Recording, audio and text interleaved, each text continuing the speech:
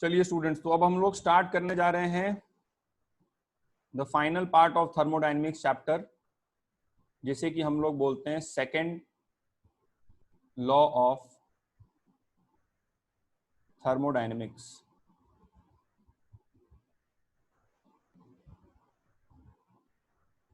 ठीक है,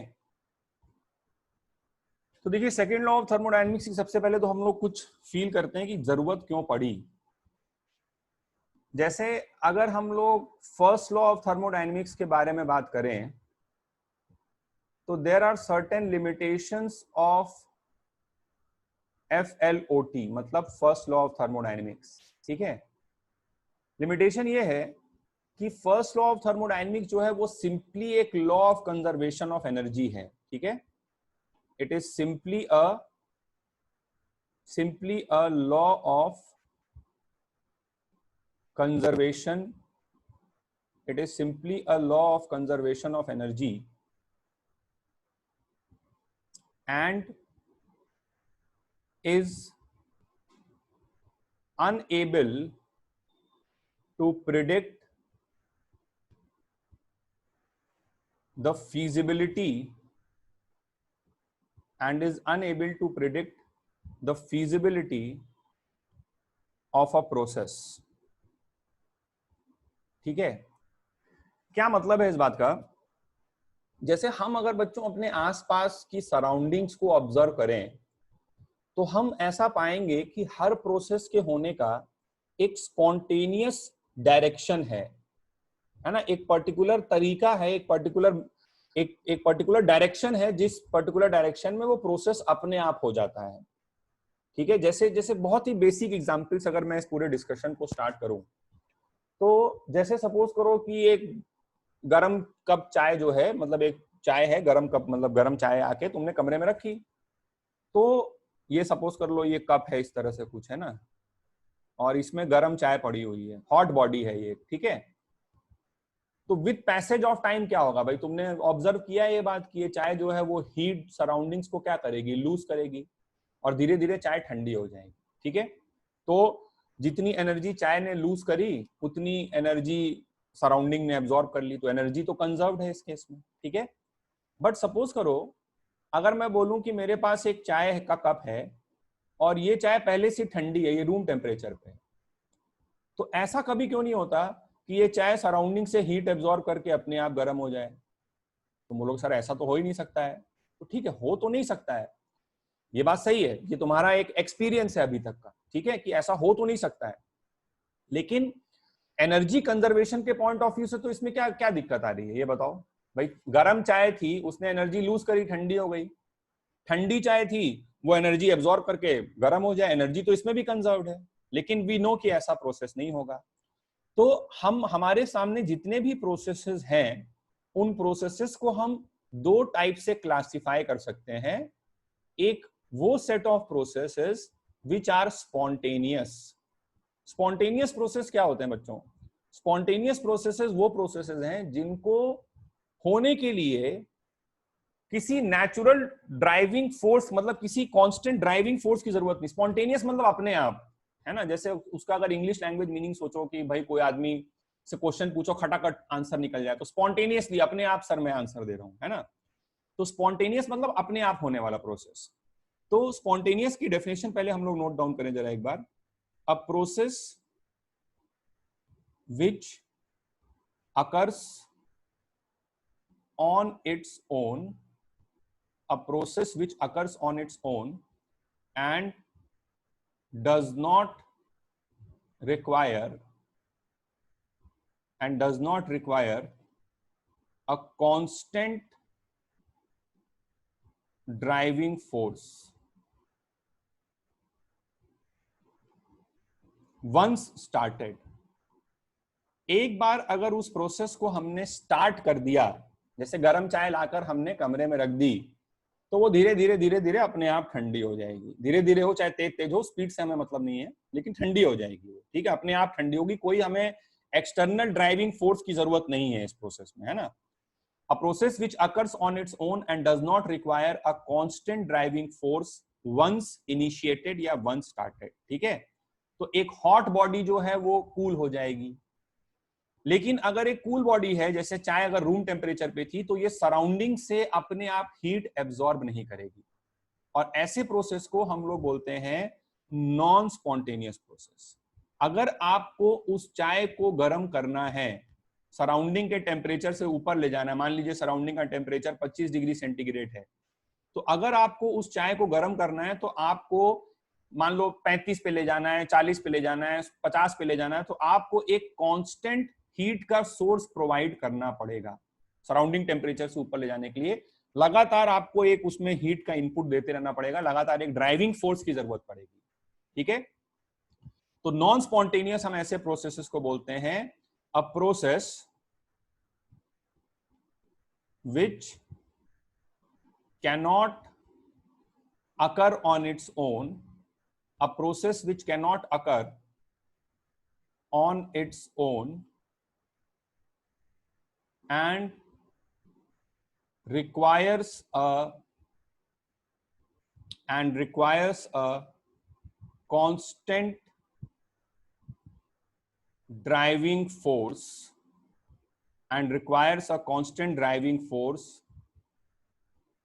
throughout the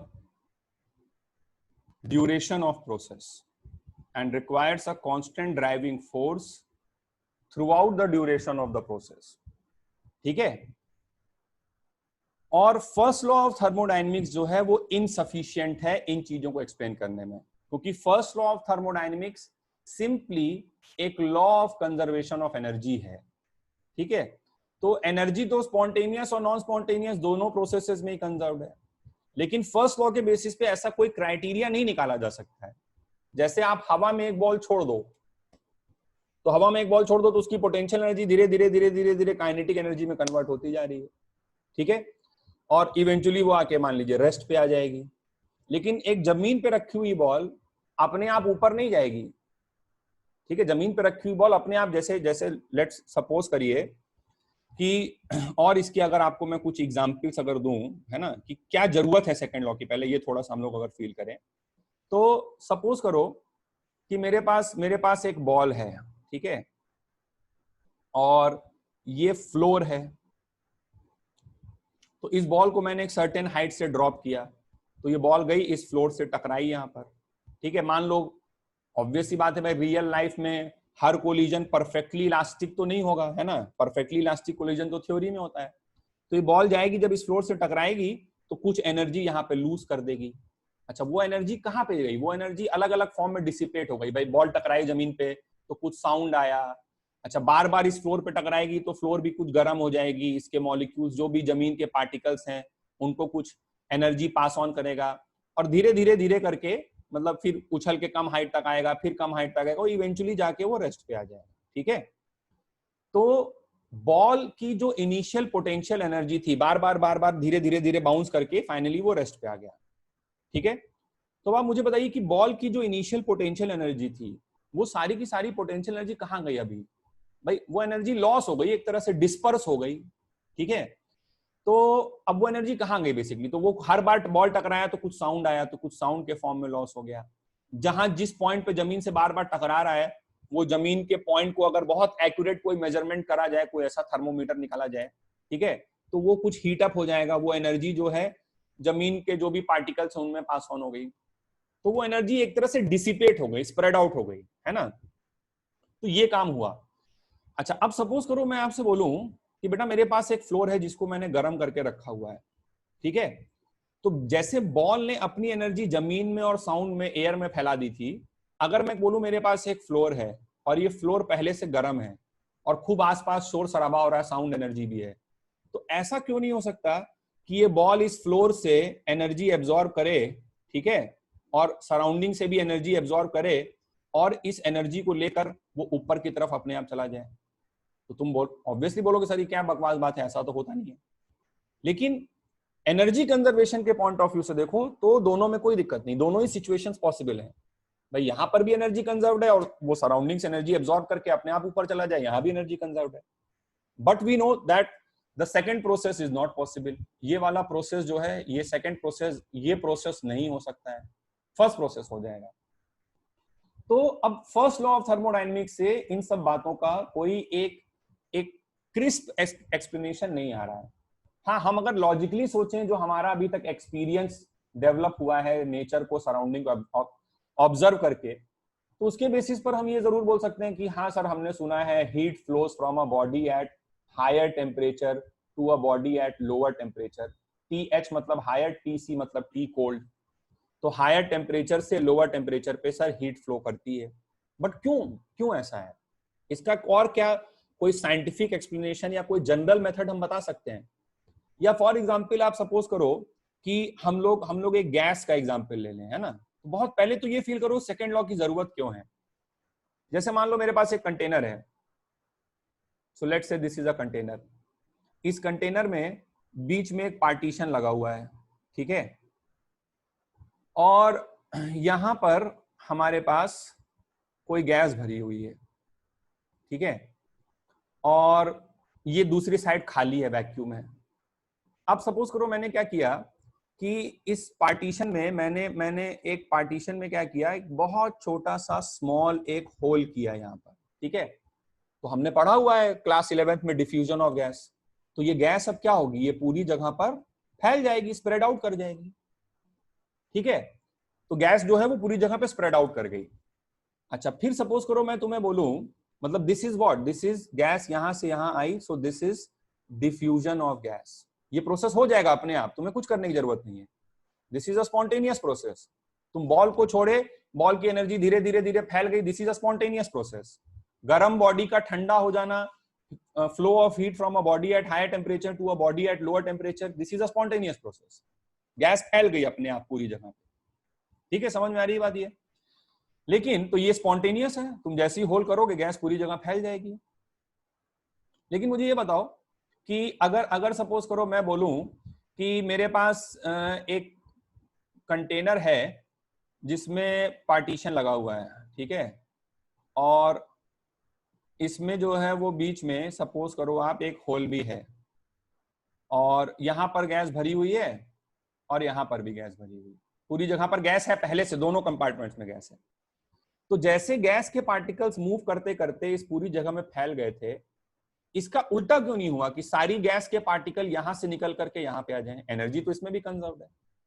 मतलब गैस अपने आप, जो यहां वाले पार्टिकल हैं वो अपने आप इस कंटेनर में आ जाएं और यहां पर वैक्यूम क्रिएट कर दें। तुम बोलोगे अरे सर ऐसा कैसे हो सकता है? अगर हमें करना भी है तो हमें कुछ पार्टिकल्स को धक्का वक्का मार के ले जाना पड़ेगा, अपने आप तो नहीं जाने वाला है, ठीक है। तो यहां पे अगर हम लोग बात करें तो ये प्रोसेस जो है वो क्या होगा, एक नॉन स्पॉन्टेनियस प्रोसेस होगा, ठीक है।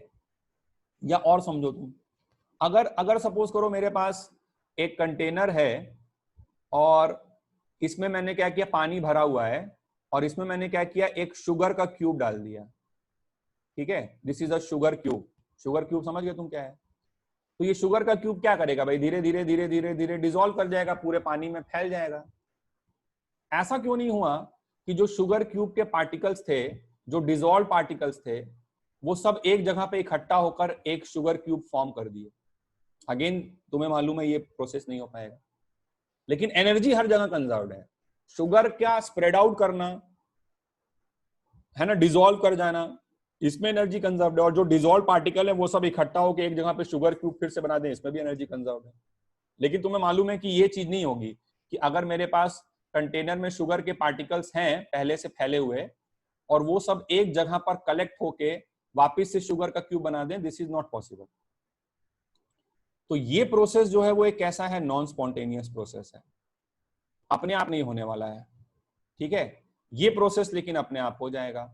तो अब यहां से ये बात की फील आ रही है कि first law of thermodynamics is insufficient to explain the natural direction of processes, ठीक है।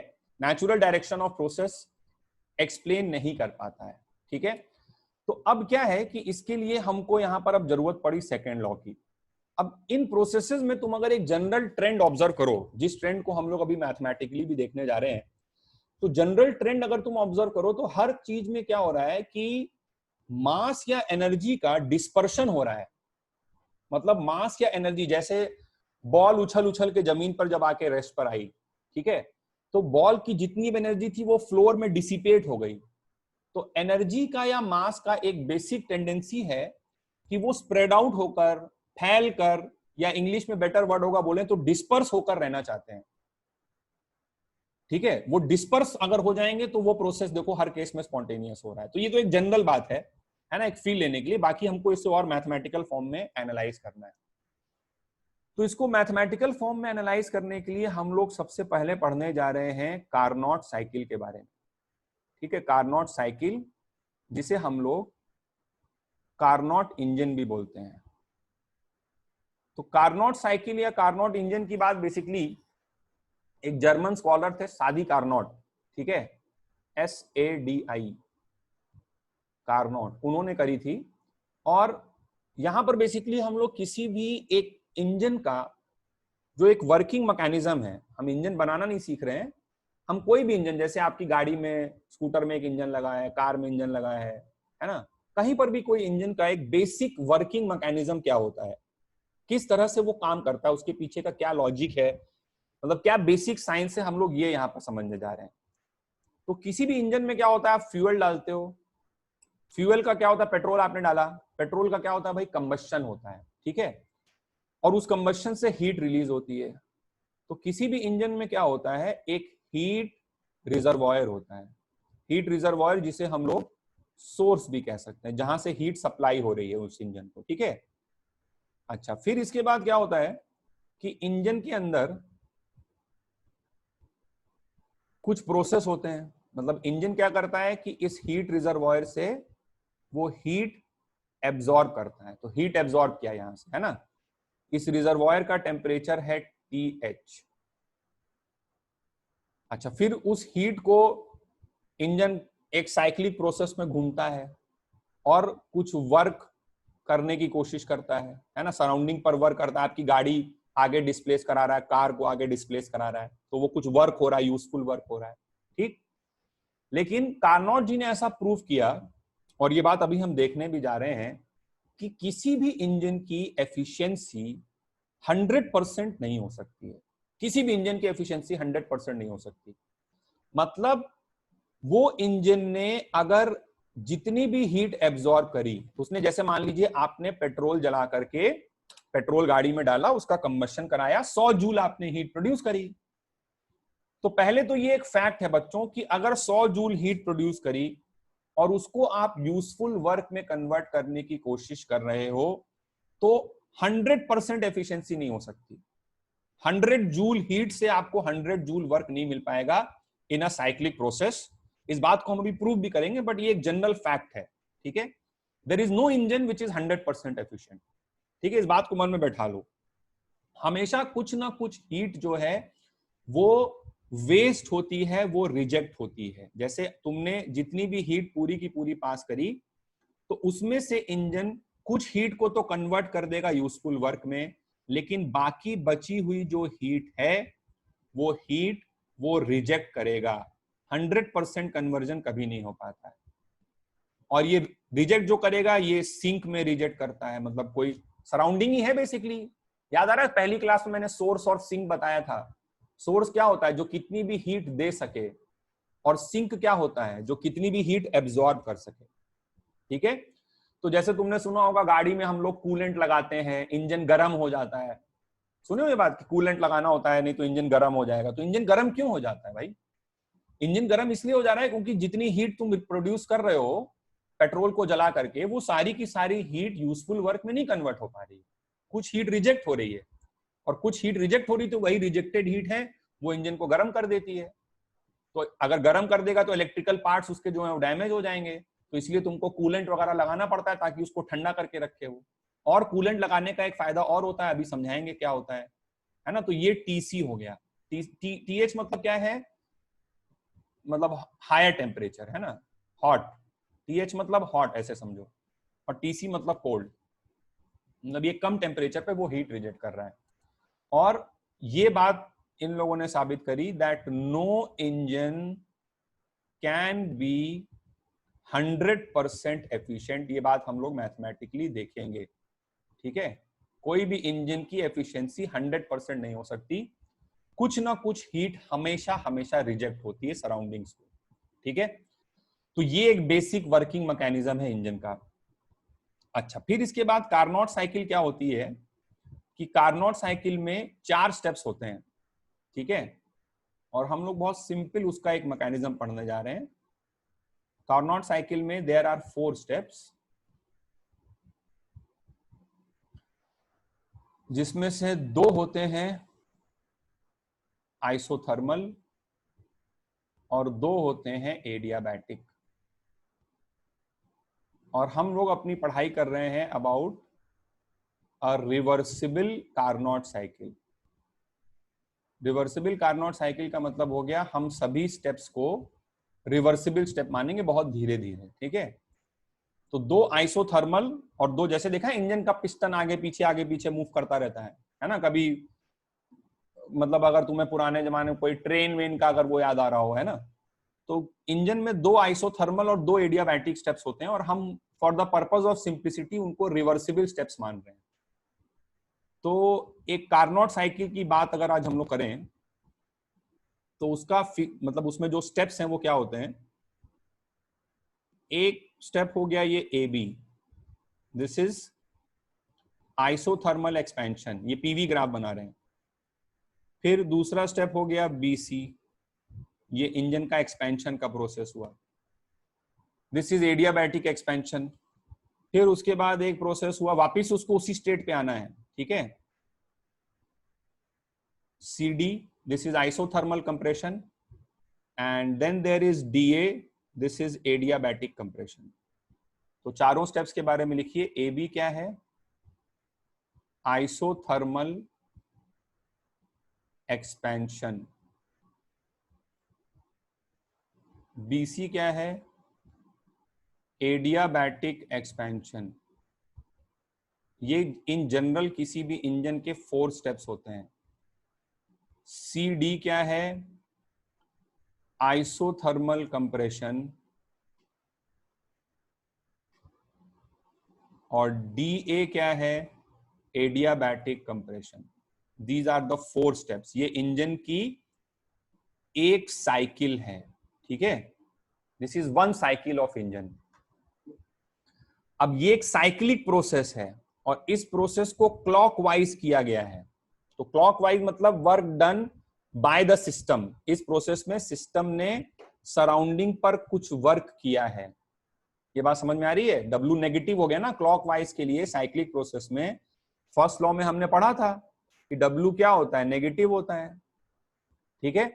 तो सिस्टम ने सराउंडिंग पर वर्क किया, लेकिन सिस्टम ने सराउंडिंग पर वर्क कहां से किया, कैसे उसके पास एनर्जी आई। तो ये जो AB वाला प्रोसेस है, ठीक है, ये आइसोथर्मल एक्सपेंशन है। आइसोथर्मल एक्सपेंशन में अगर आप याद करो तो गैस जितना वर्क करती है उतना सेम अमाउंट ऑफ हीट वो सराउंडिंग से एब्जॉर्ब करती है। तो इस AB वाले प्रोसेस में इसने क्या किया है कि हीट एब्जॉर्ब किया है। क्यों एब्जॉर्ब किया, ठीक है। उस हीट एब्जॉर्ब करके कुछ इसने वर्क करने की कोशिश करी। दिस इज वर्क आउटपुट जो आपको मिल रहा है। और बी से सी कैसा है, एडियाबैटिक एक्सपेंशन है। अच्छा, तो एडियाबैटिक एक्सपेंशन, ये हीट इसने एब्जॉर्ब किया यहां पे लेट्स से TH पर, ठीक है। एडियाबैटिक एक्सपेंशन जब बच्चों हुआ तो उस प्रोसेस में क्या होगा, कूलिंग हो जाएगा। कुछ एडियाबैटिक एक्सपेंशन में कूलिंग होता है। तो यहां TH था तो यहां वापिस से क्या आ जाएगा, TC, कुछ ठंडा हो गया। और ये हो रहा है यहां से C से लेकर के D तक, दिस इज आइसोथर्मल कंप्रेशन। और आइसोथर्मल कंप्रेशन में अब क्या हो रहा है, देखो इंजन को तुम अगर एक जगह पे ले आए तो ऐसा तो है नहीं ना कि कॉन्स्टेंटली एक्सपैंड कराते ले जाओगे, तुम्हें फिर से घुमा के उसको वहां पे लाना पड़ेगा, तभी तो नेक्स्ट साइकिल चालू होगी। साइक्लिक प्रोसेस है ये। तो TC वाले में अब यहाँ पे उसकी कूलिंग हो गई B से C तक आने में। फिर CD वाले में क्या हो रहा है, आइसोथर्मल कंप्रेशन हो रहा है। तो आइसोथर्मल कंप्रेशन में अब work done on the system है। तो यहां पर वो क्या करेगा भाई, देखो आइसोथर्मल में क्या होता है, जितना वर्क करते हो उतना वो हीट सराउंडिंग को रिजेक्ट कर देता है। तो इस कूलर टेम्परेचर पर वो हीट रिजेक्ट करेगा और फिर से एक एडियाबैटिक कंप्रेशन से वो वापिस से उसी पॉइंट पे चला जाएगा। और यहाँ पर फिर से आप देख पा रहे होंगे कि एडियाबैटिक कंप्रेशन है तो हीटिंग हो जाएगा, यहाँ पे फिर से डी से ई पे आ गया तो दिस इज हीटिंग। तो ये एक ओवरऑल कार्नोट साइकिल है, और इससे रिलेटेड और बातें जो है हम लोग अगली क्लास में कंटिन्यू करेंगे, जहां पे हम इसकी एफिशिएंसी निकालेंगे और इस बात को हम लोग प्रूव करेंगे कि एफिशिएंसी 1 क्यों नहीं हो सकती, और फिर यहीं से हम लोग सेकंड लॉ की बात को स्टार्ट करेंगे। अभी जस्ट ये इंट्रोडक्शन है, बहुत सारी बातें भी मुझे बतानी है, जो नेक्स्ट क्लास में हम लोग इसको कंटिन्यू करते हैं।